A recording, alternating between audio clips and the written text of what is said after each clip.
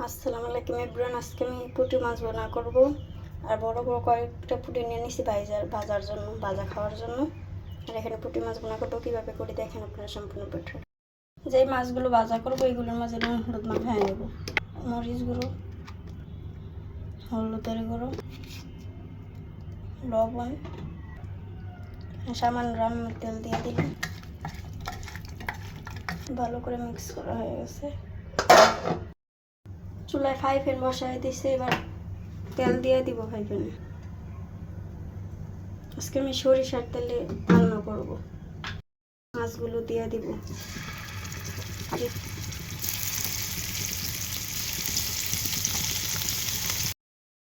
মাছগুলো ভাজা হয়ে গেছে, নামায় নেব।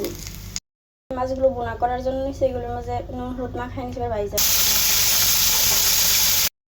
মাছগুলো ভাজা হয়ে গেছে, এবার নামায় নেব।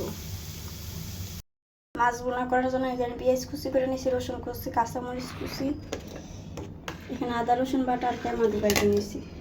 এবার পেঁয়াজ কুচি দিয়ে দিব ফ্রাই প্যানে। পেঁয়াজ কুচি দিয়ে দিচ্ছি, এবার রসুন কুচি দিয়ে দিব। রসুন কুচি করে বাড়ি জানি দিয়ে নিব। রসুন পেঁয়াজ ভাজা হয়ে গেছে, এবার আদা রসুন বাটা দিয়ে দিব। মিক্স করে নিব ভালো করে। আদা রসুনগুলো পেঁয়াজের লগে 20 সেকেন্ড বাইজা নিচ্ছি। এবার এখানে টমেটো কুচি দিয়ে দিব। সেটা দিয়ে দেবো কাঁচামরিচ।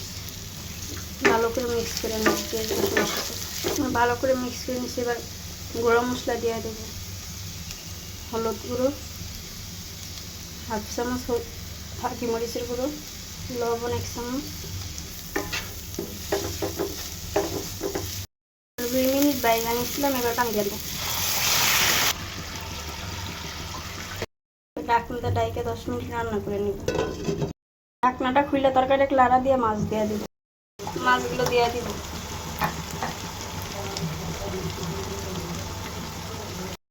সাথে ভালো করে মিক্স করে দিব মাছগুলো। কাঁচা ভাল লাগে বোনা করলে, তো বাইজা বোনা করলে একটু ভালো লাগে না।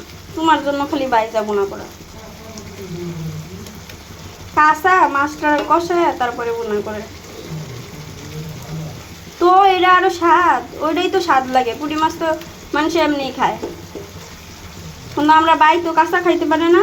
তুমিও কাঁচা খাইতে পারো না, তুমি জানলে আমিও খাইতে পারি না। মাছে কয়েকটা সজের পাতা দিয়ে দিলাম। এবার মাছগুলো, আমার পুঁটি মাছ বোনা হয়ে গেছে। আর এখানে পুঁটি মাছ ভাজা। আপনার এভাবে পুঁটি মাছ বোনা করে খাই দেখবেন কেমন লাগে। আসসালামু আলাইকুম, সবাই ভালো থাকবেন।